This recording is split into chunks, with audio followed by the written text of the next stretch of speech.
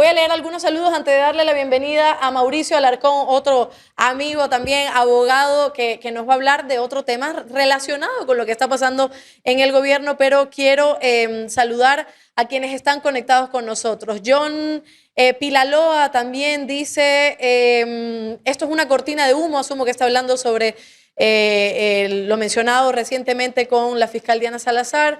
Te aseguro que involucrarán a Rafael Correa, te lo aseguro, pongo la firma, dice John Pilaloa. También está Iván Santamaría, está Patricia Dávila, cortina de humo también dice, Paola Chafla, disculpa Londra, bueno, ahí habla sobre extraditar a Moreno, etcétera, pero bueno, eso son otras cosas que hay que preguntar. Pablo Montenegro dice, Mauro, fiscal de la Nación 2025, así le auguran. Bustamante Azu dice que también hay que invitar al doctor Augusto Tandazo. Le comento que sí le hemos hecho la invitación, pero creo que solo recibe mails, entonces estamos esperando que confirme y por supuesto seguiremos haciendo más en vivo. Muchísimas gracias a todas las personas que se están conectando, que se han conectado. Gracias por seguirnos. Recuerden que pueden seguirnos y suscribirse a nuestro canal de YouTube, pero también pueden hacerlo. Hay unos bichitos verdes por aquí. También pueden unirse a nuestras membresías, que está, ahí está, Ingobernables 9,99 y está la de Primera Cita 5,99. Vamos a darle la bienvenida ahora a mi querido amigo Mauricio Alarcón, abogado también, analista también, para conversar un poco sobre lo que también se cocina, digamos, no solo en redes sociales, sino que ciertos analistas lo mencionan. Luego de que se pierde, acá, listo. Luego de que gana el no, o podemos decirlo de otra manera, pierde Guillermo Lasso con esta idea que tenía de la consulta popular, él habla sobre un acuerdo nacional entre partidos políticos, etcétera. El PSC dijo que no, que para nada, porque, y cito, lo que el presidente propone siempre termina afectando los intereses de los ecuatorianos. La izquierda democrática también dijo que no se suma. El correísmo, por supuesto, dijo que no. Frente al llamado del presidente, un acuerdo nacional no lo podemos aceptar. Afirmaron Pachacutic también, no ha dicho nada formalmente, tendremos a Leonidas Issa más adelante para conversar sobre esto, pero bueno, sabemos más o menos por dónde va la cosa. Y se habla de una muerte cruzada, se habla Villavicencio, el correísmo, José Freile, otros actores políticos, analistas, hablan de una posible muerte cruzada, que podría ser una posibilidad. Mauricio, buenas noches. Sé que tienes un compromiso, así que vamos rapidito para allá. Gracias por estar en este en vivo. Y primero cuéntame, así pero para entenderlo bien, ¿qué es esto de la muerte cruzada? ¿Y cuáles son estas posibilidades también que se están hablando en este momento con todo lo que está pasando en el gobierno? Adelante. Hola Londra, buenas noches, un gusto estar en este espacio y espero que no sea ni la primera ni la última vez que me invites. Y pues definitivamente, como bien lo decías al inicio, tender la mano a un diálogo después de habernos acusado a quienes estuvimos en contra del referendo y querer sentarnos en una misma mesa con una sonrisa de oreja a oreja después de habernos hasta acusado de narcotraficantes, creo que es un absurdo en un país en el que para tender puentes se tiene que sobre todo ser coherente. Y ese valor de la coherencia es algo que se tiene que rescatar independientemente de aspectos ideológicos o políticos. Pero bueno, al punto que tú mencionabas, para ir al grano, recordemos que en 2008, cuando entra en vigencia en octubre la nueva constitución, entran varias figuras que no estaban contempladas en constituciones anteriores. Una de ellas, esta, a mi juicio, mal llamada muerte cruzada, que en teoría venía a poner fin a esas clásicas pugnas de gobernabilidad que venían de manera recurrente produciéndose entre el Ejecutivo y el Legislativo. ¿Por qué menciono que es una mal llamada muerte cruzada? Porque independientemente de quién la active, de acuerdo a lo que dice la Constitución, los efectos son distintos. Cuando el presidente disuelve la Asamblea Nacional, asume poderes legislativos y empieza incluso a emitir leyes mediante decretos que pueden ser, por supuesto, revisados posteriormente, pero en definitiva, tienes una persona asumiendo facultad de dos funciones del Estado, a diferencia de lo que ocurre si es que la Asamblea Nacional destituye al presidente de la República. donde en ese caso sí también se produce un adelanto electoral, pero el legislativo sigue funcionando hasta que sea legalmente reemplazado y el ejecutivo queda en manos por sucesión presidencial del vicepresidente de la República.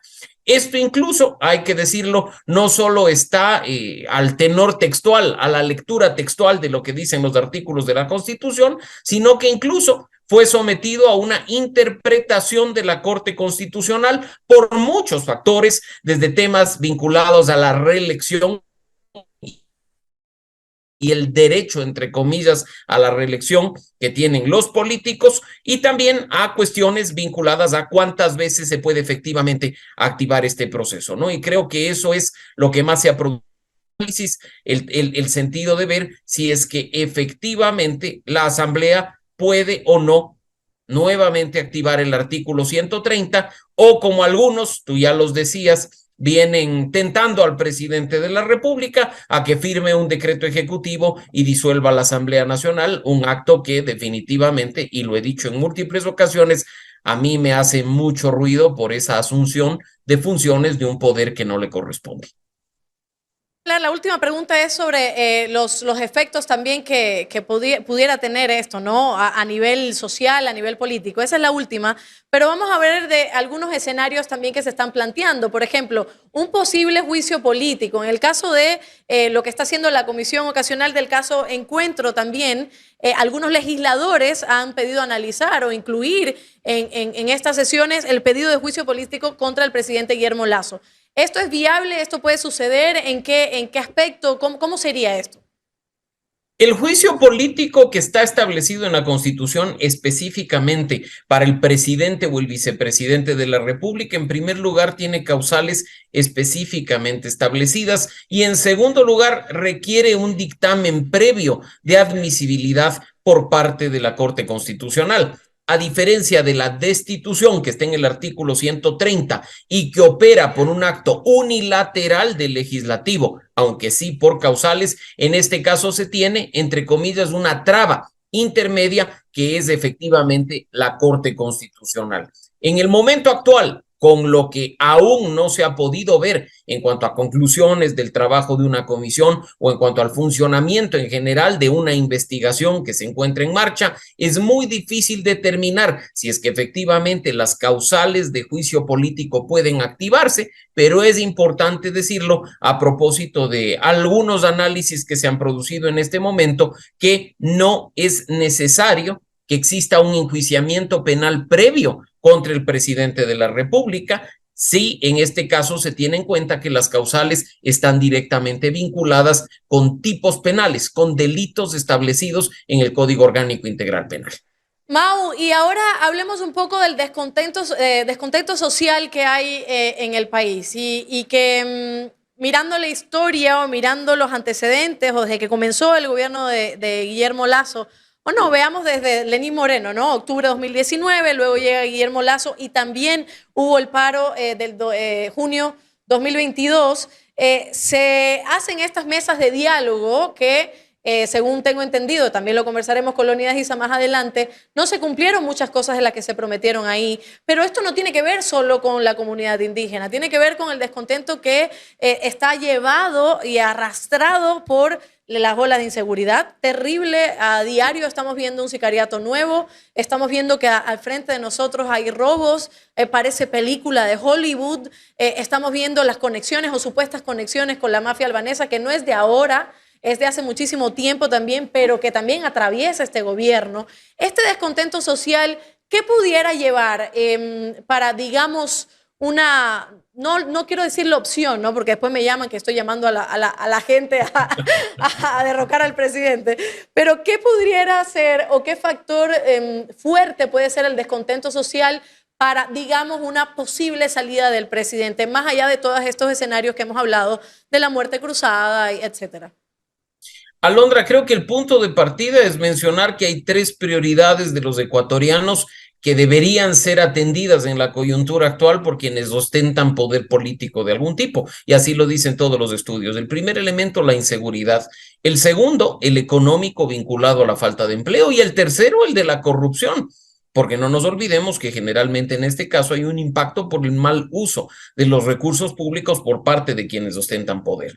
Si desde el lado político poco o nada se hace para reducir el impacto que estas tres cuestiones tienen en la vida diaria de los ecuatorianos, el descontento social, es obvio y es evidente. Además, como ya lo decía Mauro al inicio, se sobredimensionaron muchas expectativas de la ciudadanía durante una campaña electoral. Recordarás tú que se dijo que en 100 minutos y con los primeros decretos prácticamente venía la varita mágica que transformaba a Ecuador y nos convertía casi que en potencia mundial, pero en la práctica después dijeron que un año era muy poco tiempo para hacer las cosas y medir resultados, y pues creo que en mayo de este año nos terminarán diciendo que 2 años también ha sido muy poco tiempo y que tenemos que ser pacientes, pero cuando nos están matando en las calles, cuando estamos buscando trabajo de manera diaria para sostener a nuestras familias, o cuando simplemente vemos que nos roban nuestra plata, la de los recursos públicos en nuestras narices, se nos acaba la paciencia y ahí cualquier cosa puede pasar. Yo me quedo con aquello que decía Mauro y hago mías también esas palabras en el sentido de que la ciudadanía, creo, está a punta de esa gotita que falta y llegar al extremo del que se vayan todos. Cuando no confías, no solo en el presidente, sino en todas las instituciones, puede generarse una situación, esperemos que no, muy parecida a aquella que se está viviendo en Perú. Y ojalá, anticipo yo, que cualquier tipo de protesta social que pueda darse se haga sobre todo en el marco de aquel derecho consagrado en la Constitución y con la debida respuesta dentro de los estándares internacionales por parte de los agentes estatales. Mira la tragedia que se vive en Perú con 50 y tantos muertos en manos de los agentes policiales. Eso es algo inaceptable y esperemos que ante cualquier situación que eventualmente podría vivirse en el país, la respuesta de las instituciones públicas esté a la altura y no sea simplemente efecto de un revanchismo o de una venganza sin sentido. Así es, qué miedo. A mí sí me da un poco de temor como ciudadana, más allá de periodista, todo lo que se está viviendo. Y no tiene que ver, porque muchos lo que hacen es polarizar al país, pensando en que, te sientes así porque eres correísta. No, pero entonces tú eres lacista y odias a Correa. Entonces, yo lo que creo es que hay esta desconexión total entre los ciudadanos que sobrepasa el tema político, que no tiene que ver ni una postura ni la otra, no tiene que ver la ideología, porque, o sea, tiene que ver porque estamos viviendo en una sociedad, estamos viviendo en un Ecuador que es insostenible. Estamos con el tema de la inseguridad que nos cuesta salir. Estaba hablando justo con un analista que también iba a venir acá y me dice, no, tengo clases en la noche, pero por Zoom, porque en las universidades, en algunas, se están dando clases por Zoom. Ya no pueden recibir clases en vivo, así es. Imagínense, porque no pueden ir a la universidad por el temor que hay a que nos quiten la vida, porque nos roban la pertenencia y lloramos, está bien, coño, es terrible, pero que nos quiten la vida por eso. Entonces, ese es el temor, el tema de la pobreza, el tema de la institucionalidad, en fin. El último escenario que te planteo y que hace poco también se revivió es el tema de la revocatoria del mandato, ¿no? Que es una cosa que fue rechazada en octubre de 2022, si no me equivoco, pero que ya volvió a la luz. Y esto también estaba encabezado por el doctor Pedro Granja, que ha estado con nosotros. ¿Qué es esto de la revocatoria de mandato y si también es viable como una opción? No quiero dejar de lado algo que tú acabas de mencionar, Alondra. Los mismos que están llamando a la unidad son aquellos que siguen profundizando en la polarización. Y aquí tú y yo somos el mejor ejemplo de la diferencia ideológica que puede coexistir y dialogar con respeto y con propuestas, que puede analizar el entorno nacional sin llegar a las pasiones o a los puños y simplemente buscar un mejor país, porque sobre todo somos ecuatorianos y son lamentablemente los políticos los que buscan profundizar en esas diferencias y en esa polarización, porque precisamente de eso sacan provecho para sí mismos. Y creo que del otro lado necesitamos una ciudadanía inteligente y madura que no caiga en ese juego, que deje también de polarizar y que esté dispuesta a sentarse en un mismo espacio con quienes piensan distinto, a cruzar ideas con respeto y con altura, teniendo por delante siempre los principios de un país efectivamente unido. Y en esto que tú mencionas es clave en esto último, el rol que juega el Tribunal Contencioso Electoral cuando reactiva un proceso de revocatoria de mandato que muchos ya daban por muerto. La revocatoria de mandato no es una figura nueva de la Constitución de 2008, ya venía existiendo en nuestro ordenamiento jurídico desde hace mucho antes, pero en este caso, pues, es cuando se puede ver en acción de una manera más concreta, con mejor desglose e incluso con resultados positivos. Recordemos que en los últimos años algunas autoridades locales han sido, entre comillas, víctimas de esta revocatoria de mandato. En este caso, si bien las condiciones constitucionalmente hablando para revocar el mandato al presidente de la República son distintas a las del resto de autoridades, pues habrá que ver si es que efectivamente se cuenta con la, entre comillas, autorización de las autoridades electorales para poder proceder en un proceso de recolección de firmas que podría derivar en democracia directa, con una decisión de ciudadanos diciéndole,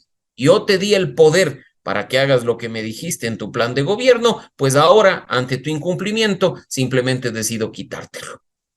Mauricio, me ha encantado tu análisis como siempre y me gustó ese mensaje que podemos convivir, podemos hablar, podemos tener amistades que pensamos distintos, pero lo que hay que pensar igual es que no podemos sostener un país que nos está llevando a la preocupación, que nos está llevando a no poder vivir, ¿no? Y parte de vivir y parte de nuestros derechos es ser felices y estar bien tranquilos en un país que nos puede garantizar todo aquello, pero no estamos viviendo así y ahora con estos actos también que se están viendo a nivel gobierno, te preguntaba los diferentes escenarios y al final voy a responder lo que te iba a preguntar.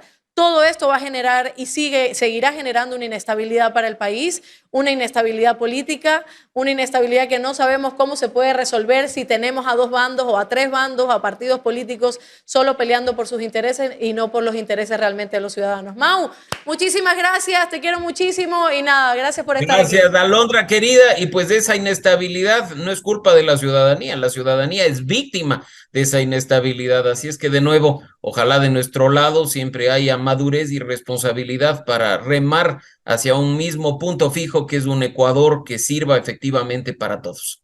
Perfecto, gracias Mauricio Alarcón estuvo con nosotros.